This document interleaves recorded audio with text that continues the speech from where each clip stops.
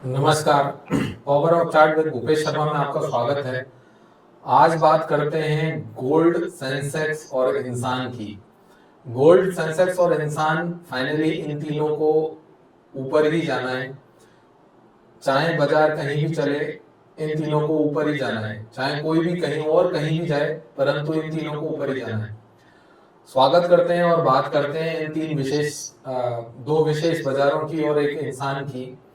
तो दो विशेष बाजारों की बात करें तो सबसे पहले हम चर्चा करेंगे गोल्ड की, कि भाई गोल्ड हमेशा ऊपर ही क्यों जाता है, या मान लें गोल्ड हमेशा ऐसा क्यों दिखता है कि भाई गोल्ड घटता क्यों नहीं है। मैं अगर सन 2000 से बात करूं बाजारों की, तो आप लोग देखेंगे चार्ट जैसा कि आप देख पा रहे हैं, और ये इंटरनेशनल कॉमेक्स का चार्ट है, और उसके प्रोस्पेक्ट में ही लगभग गोल्ड में इस तरीके की तेजी मंदी हमें हमारे बाजारों में भी देखने को मिली है। तो गोल्ड एक सुपीरियर क्वालिटी का असेट क्लास है। इस बाजार में हमें विशेष ध्यान रखना चाहिए कि जब जब गोल्ड के भाव, जैसे हम सन 2000 से डेटा पिक करेंगे और देखेंगे कि बाजार कितना कितना टूटा और कितना बाउंस बैक लिया। मतलब अगर हम यहाँ पर चर्चा करें बाजारों की और देखें बाजारों को, तो आप देख पाएंगे कि तकरीबन तकरीबन गोल्ड के भाव यहाँ सन 2000 में $262 के आसपास थे।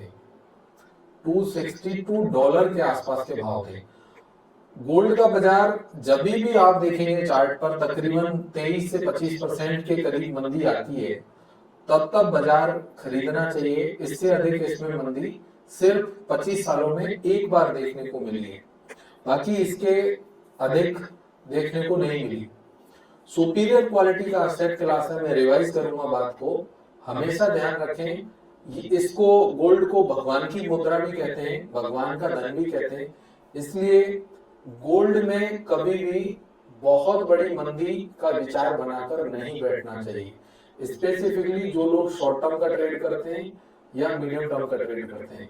लॉन्गर टर्म में तो बाजार ऑल ओवर हमेशा ही तेज रहता है, और इस बाजार में हमेशा रिकवरी भी फास्ट आती है। रिकवरी क्यों फास्ट आती है? क्योंकि बहुत सारे फंड मैनेजर्स ने अपना एलोकेशन गोल्ड में किया हुआ है। जैसे ही गोल्ड का बाजार 20 से 25% टूट जाता है, बाय डिफॉल्ट गोल्ड की बाइंग हमें बाजारों में देखने को मिलती रहती है। तो यहाँ बात करेंगे सन 2000 की, तो हम देखेंगे कि सन 2000 में आप देख पा रहे हैं कि बाजार $260 के $260 के आसपास था। बाजार ने 25% के आसपास का करेक्शन लिया और बाजार वहां से अच्छा खासा तेज हुआ, और हम देख पा रहे हैं कि यहाँ सन 2004 में बाजार 2 गुना हो गया। फिर वहां से देखें तो सन 2006 में बाजार तकरीबन 3 गुना हो गया। मतलब जो 250 वाला गोल्ड था वो तकरीबन तकरीबन $720 हो गया। वहीं अगर हम देखेंगे कि सन 2000 में बाजार ने 720 से लेकर तकरीबन 25% का करेक्शन बाजार में दिखाया, जो कि हमें देखने में विजुअल है कि बाजार तकरीबन तकरीबन आपके $547 तक आया, और फिर बाजार ने एक नई रैली करी, जो फिर से अगले 2 साल में धन दोगुना हो गया आपका। तो बार बार गोल्ड के बाजार में हम यहाँ देखेंगे कि बार बार बाजार ने गोल्ड ने मंदी करी है और फिर से रिबाउंड किया और फिर से नए हाई बनाए। फिर यहाँ पर देखेंगे कि सन 2008 में जब रिसेशन आया था, तो भी गोल्ड के बाजार में एक अच्छी मंदी देखने को मिली, जिसमें तकरीबन 35% गोल्ड के भाव टॉप से टूटे, और टॉप से 35% टूटने के बाद तकरीबन गोल्ड 1030 का हाई बनाकर तकरीबन $680-82 के आसपास आया। वहां से बाजार ने फिर से अपना हाई पेनिट्रेट किया, और आप देखेंगे कि कंजिक्यूटिव लगातार 4 साल तक गोल्ड में वन वे तेजी का दौर देखने को मिला, जो कि सन 2008 के नवंबर में शुरू हुआ था और जो चलता रहा नवंबर 2011 तक। अगर हम यहीं पर बात करें फिर से, तो हम देखेंगे कि 2011 में बाजार ने 20% का 21% का करेक्शन लिया, फिर बाजार ने बाउंस बैक दिया। फिर यहां से कहेंगे कि बाजार ने एक लंबे समय के लिए, बाजार तकरीबन 2 साल के लिए डाउन ट्रेंड में चला, और बाजार 2 साल डाउन ट्रेंड होकर, इसका 2 साल का डाउन ट्रेंड का मतलब यहाँ पर यह है कि अगर किसी व्यक्ति ने 25% नीचे गोल्ड खरीद लिया, और मैं कहता हूं कि 25% उसने और खरीद लिया, मान लो 50% गोल्ड टूट गया तो डबल से खरीदा, तो उसको डबल से मुनाफा भी हुआ होगा। तो मेरे कहने का मतलब है कि गोल्ड अगर आप कहीं खरीद लेते हैं और 2 साल होल्ड भी रख लेते हैं तो बाजारों में कोई बुराई की बात नहीं है, या 3 साल रख लेते हैं। बहुत बार ऐसा होता है कि भाई नहीं चला बाजार, परंतु यहाँ देखेंगे कि आप बाजारों में बार बार बाउंस बैक हमें हर बार देखने को मिला है 20 से 25% की गिरावट के बाद। यहाँ देखेंगे कि बाजार ने जो हाई 2012 में बनाए थे, बाजार ने अपने बॉटम आउट का प्रोसेस 2015 के मिड में शुरू किया था।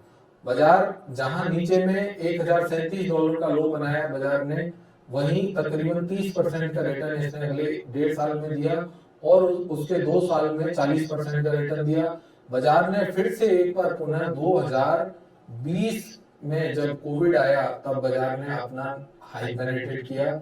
हाई पेनिट्रेट करने के बाद आप देख पा रहे हैं यहाँ पर सन 2020 से 21 में फिर से बाजार ने तकरीबन 20% का करेक्शन लिया और वो 20% का करेक्शन लेने के बाद बाजार ने फिर से एक नई रैली की शुरुआत करी। और नई रैली की शुरुआत कहां से करी है? अक्टूबर 2022 से। और अक्टूबर 2022 से अगर आप देखेंगे तो अभी बाजार अक्टूबर 2022 में $1600 था, जो अभी $2600 है। तो यहाँ हम पिछले तकरीबन 24 साल का चार्ट हमने एनालिसिस किया और हमने यहाँ पर पाया कि गोल्ड में बार बार जब भी गिरावट आती है तब गोल्ड को खरीदना चाहिए, धीमे धीमे स्टेगर्ड वे में खरीदना चाहिए। और जो लोग गोल्ड को बहुत पसंद करते हैं उनको ये मान के चलना चाहिए कि गोल्ड के भाव में 25% का करेक्शन आ चुका है, हो सकता है 25 का और आ जाए। ऐसा आज की तारीख में संभव नहीं है, सन 2012 से 14 के दौरान तो देखा गया है, परंतु आज क्यों संभव नहीं है? क्योंकि बहुत सारे फंड मैनेजर्स हैं, बहुत सारे ऐसे लोग हैं जो गोल्ड के इन्वेस्टमेंट को अब बहुत अधिक तवज्जो देने लगे। तो मेरा कहना ये रहेगा कि जब कभी भी गोल्ड में इस तरीके की गिरावट देखने को मिले कि भाई आज तो गोल्ड $2617 चल रहा है, ये गोल्ड का फ्यूचर का दाम है, और हम कहें कि भाई गोल्ड यहाँ से गलती से 25% टूट जाता है, 2600 का 20% कहेंगे तो तकरीबन 500 पॉइंट, तो $2100 अगर गोल्ड मिलता है गलती से तो बिल्कुल खरीदना चाहिए। जो लोग इन्वेस्टिंग करना चाहते हैं उन लोगों को जरूर से गोल्ड में खरीदारी करनी चाहिए। आपके भाव हो सकता है 1 साल में देखने को मिले, 2 साल में देखने को मिले, आपके भाव जरूर आ जाएंगे। अब बात करते हैं आगे दूसरे बाजार की। दूसरा बाजार कौन सा है जी? दूसरा बाजार है सेंसेक्स। सेंसेक्स की बात करेंगे यहाँ पर, बीएससी सेंसेक्स की। बीएससी सेंसेक्स क्यों लिया हमने यहाँ पर? बीएससी सेंसेक्स इसलिए लिया क्योंकि बीएससी सेंसेक्स तुलनात्मक निफ्टी की बाजार की तुलनात्मक काफी पुराना बाजार है, इसलिए हमने बीएससी सेंसेक्स का बाजार लिया।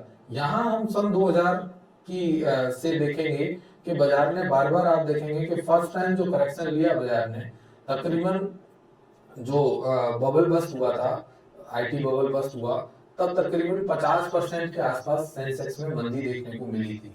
और आप देखेंगे कि सेंसेक्स सन 2000 में तकरीबन 3000 के आसपास था और वो सेंसेक्स बढ़कर 3000 वाला यहाँ देखेंगे तो सन 2008 में 3000 वाला सेंसेक्स 20000 हो गया। मतलब तकरीबन 7 साल में 6 गुना, जो कि किसी अदर एसेट क्लास में संभव नहीं है। वहीं अगर तीसरी रैली देखें तो यहाँ देखेंगे कि ये एक अच्छी गिरावट, तकरीबन 28-30% की गिरावट यहाँ देखने को मिली है। जो 2008 में गिरावट देखने को मिली थी हमें, कौन सी? लेहमैन का जो क्राइसिस आया था उसमें तकरीबन 62% के आसपास सेंसेक्स में गिरावट देखी गई थी, जो कि अपने आप में एक ऐतिहासिक गिरावट थी। यहाँ देखें, अगर हम बात करें सन 2011 की, तो सन 2011 में और 12 के मिड तक बाजारों में एक छोटी मंदी रही, तकरीबन 28% की मंदी यहाँ भी देखने को मिली। हम थोड़ा सा आगे चलेंगे तो हम देखेंगे कि यहाँ देखें, यहाँ 25% की मंदी लगभग देखने को मिली है। ये कौन सा ईयर है? ये है सन 2014। तो यहाँ से भी बार बार आप देखेंगे कि मतलब अभी हमने 4 सेक्शन कैलकुलेट किए, 4 सेक्शन में हमने ये देखा कि 28 से 30% की मंदी आती है, 25 से 30% की मंदी आती है। और अगर आप सेंसेक्स इंडेक्स की बात कर रहा हूं मैं यहाँ पर, जो कि बहुत सारे म्यूचुअल फंड आजकल ईटीएफ ट्रेड करवाते हैं सेंसेक्स का, या मान लो बहुत सारे ऐसे म्यूचुअल फंड है जिसमें जो सेंसेक्स के कॉन्स्टिट्यूएंट्स हैं वो शामिल हैं, तो अपन डायरेक्ट डायरेक्ट उसको खरीद सकते हैं। तो बार बार बाजार ने रिबाउंड दिया और बार बार बाजार ने अपना हाई क्रॉस किया। अब आगे बढ़ते हैं, आगे बढ़ेंगे तो हमें एक कोविड का दौर दिखेगा जिसमें सेंसेक्स का हाई 42,000 था और तकरीबन तकरीबन 40% की मंदी सेंसेक्स में हमें कोविड के दौर में देखने को मिली। और जब कोविड के दौर का हाई क्रॉस हुआ 42,500, तब से आज तक सेंसेक्स का भाव 2 गुना हो चुका है, 2 टाइम्स। अगर हम हाई की बात करें और लो से बात करें तो 25,000 वाला सेंसेक्स 84,000 हो चुका है, तकरीबन तकरीबन 3.5 गुना। तो मेरे कहने का मतलब ये रहेगा, अगर हम रिसेंट की भी बात करें तो यहाँ देखेंगे तकरीबन 18% की मंदी हमें सन 2022 में भी देखने को मिली है।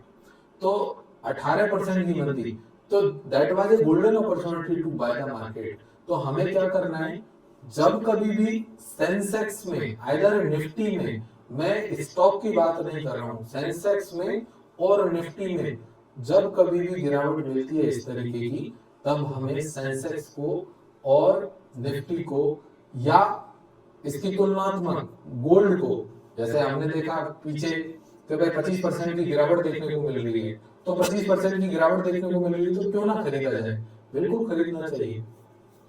तो यहाँ पर बार बार खरीदें। दूसरा मैं आपको एक याद दिला देता हूँ, लाइक शेयर सब्सक्राइब जरूर से करें, जिससे आपको भविष्य में इस तरीके की जानकारी मिलती रहेगी। दूसरा, मेरे ट्विटर हैंडल को जरूर से फॉलो करें, वहां पर मैं ऑप्शंस की स्ट्रेटजी प्लस जो ट्रेंड के साथ चलने वाले स्टॉक्स हैं उनकी सूचना वहां पर बार बार प्रेषित करता रहता हूँ। मतलब आपको ट्वीट मिल जाएगा मेरा कि भाई, आप जैसे आज की बात करें, मैंने 2 दिन पहले डाला था कि भाई डीएलएफ लेना चाहिए, डीएलएफ 860-62 में डाल रहा था, आज 911 रुपए हो गया।